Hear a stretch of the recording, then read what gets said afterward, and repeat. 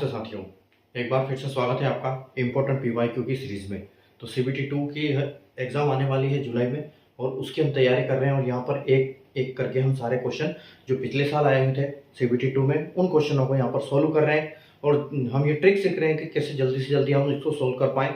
ठीक है, बच्चे अक्सर ऐसे बड़े बड़े क्वेश्चन देख के डर जाते हैं एग्जाम में और उस क्वेश्चन को स्किप करते हैं। ठीक है, लेकिन ये क्वेश्चन बहुत मजेदार होते हैं, लेकिन इनका आपको कॉन्सेप्ट पता होना चाहिए। ठीक है, ये कौन से क्वेश्चन है, क्यूबॉइड के ऊपर बेस्ड है।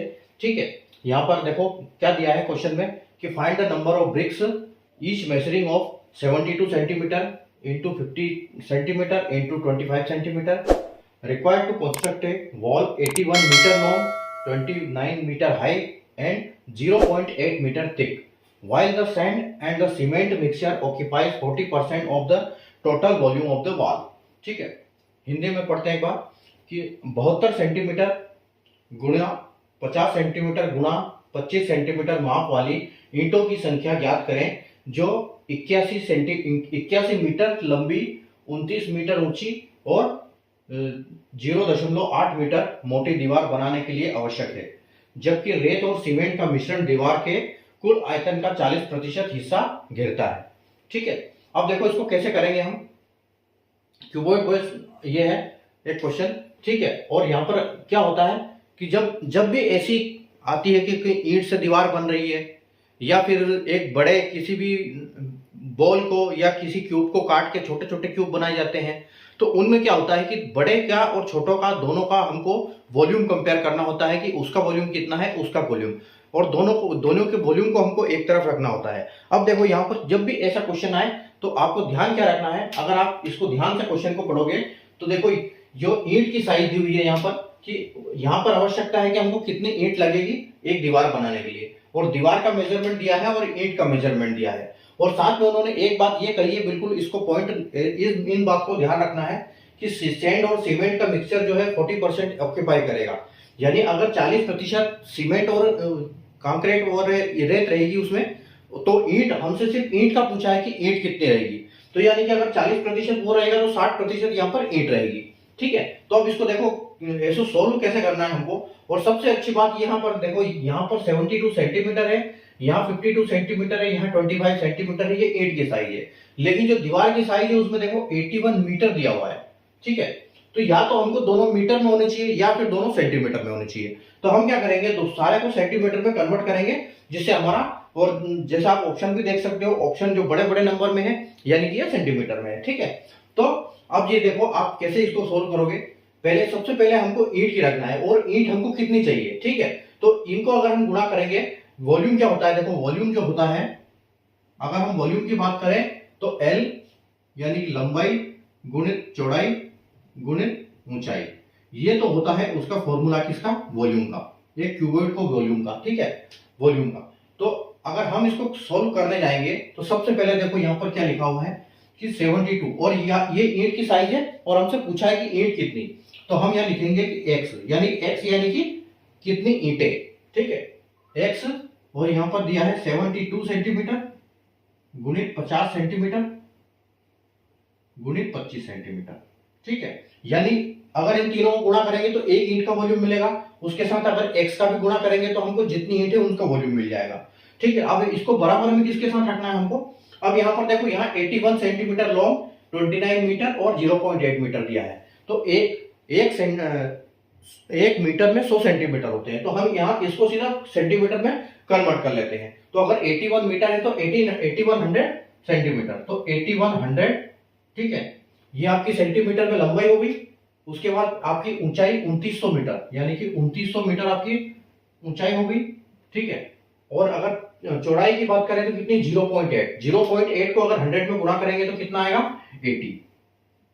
ठीक है, तो ये तो हो गई ईंट की दीवार की वॉल्यूम, लेकिन हमको ईंट निकालना है, तो उसके लिए हम क्या करेंगे, अब यहाँ पर हमको दिया है कि 40% हिस्सा जो है मिक्सचर का वो सीमेंट और रेत का है।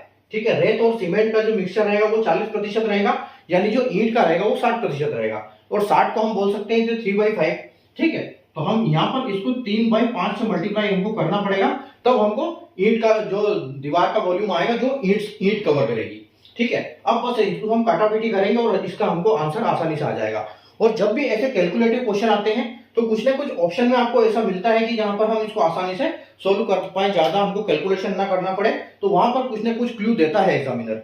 ठीक है, तो देखो सबसे पहले तो हम इसको काटापीटी करते हैं, उसके बाद देखते हैं कि आगे हमको क्या मिलता है। ठीक है, तो अगर हम इस 80 को काटेंगे इस 5 से, ठीक है, मैं इसके लिए थोड़ा सा दूसरी पेन ले लेता हूं काटने के लिए ताकि आसानी रहेगी समझने में। ये देखो यहां पर अगर हम काटेंगे इसको, तो अगर इस 5 को हम काटेंगे 80 से, तो ये 16 पंजे 80 यानी कि ये 16 बार में कटेगा। ठीक है, ये 16 बार में कटेगा।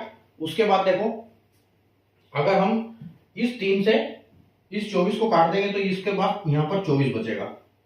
ठीक है, उसके बाद अगर हम क्या काट सकते हैं, अगर हम 50 से 29 को काटेंगे, ठीक है, तो 50 से 29 को काटेंगे तो ये कितनी बार में कटेगा, यानी कि ये जो 29 है इसका जस्ट डबल हो जाएगा यानी कि 58। ठीक है, तो 50 58 यहां पर आपको ये बच जाएगा। ठीक है, ये पूरा कट गया। अब आप 25 से 8100 को काट दो, तो अगर इस 2500 को 8100 काटेंगे हम, तो देखो यहाँ पर 81 कितने 81 कितने बार जाएगा, ये जाएगा 3 बार में 75 तक। ठीक है, 75 के बाद आपके पास बचता है 6 यानी कि 60, तो फिर 2 बार और जाएगा। उसके बाद 10 बचता है तो 100 यानी कि 4, तो 324 में ये 8100 भी कट गया। अब देखो 24 और 16 कट जाएगा 8 से, यानी कि ये 2 बार में और ये कटेगा आपका 3 बार में। ठीक है, ये आपका 3 बार में कटेगा। अब देखो अब हमारे पास यहाँ पर सिर्फ इस साइड सिर्फ 3 बचा है, तो 3 को भी हम इससे काट सकते हैं 324 को, तो 324 को 3 से काटेंगे तो ये क्या होगा, ये आ जाएगा आपका 108। ठीक है, अब यानी कि हम इस साइड हमारे पास कुछ नहीं बचा, तो इस साइड हमारे पास सिर्फ x है और उस साइड क्या है 108 गुणित 58 गुणित 2।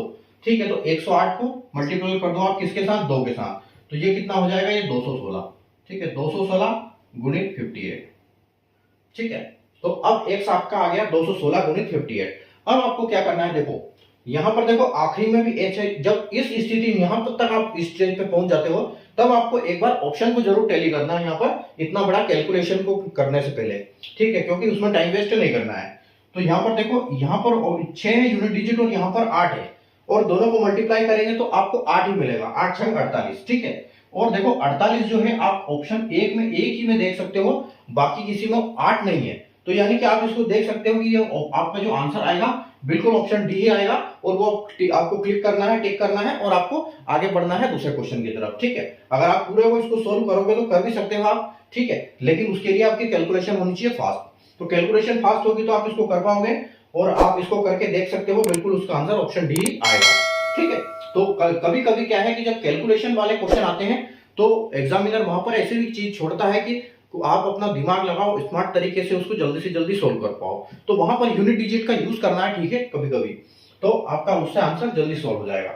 ठीक है, तो उम्मीद है आपको कॉन्सेप्ट अच्छा लगा होगा कैसे हम इसको, और सबसे पहले कैलकुलेशन में काटना है, जितना हो सके काटना है ताकि आपका कैलकुलेशन उसमें कम से कम हो जाए। ठीक है, तो मिलते हैं अगले क्वेश्चन में, अगले वीडियो में अगले क्वेश्चंस के नए कॉन्सेप्ट के साथ। तब तक के लिए गुड बाय।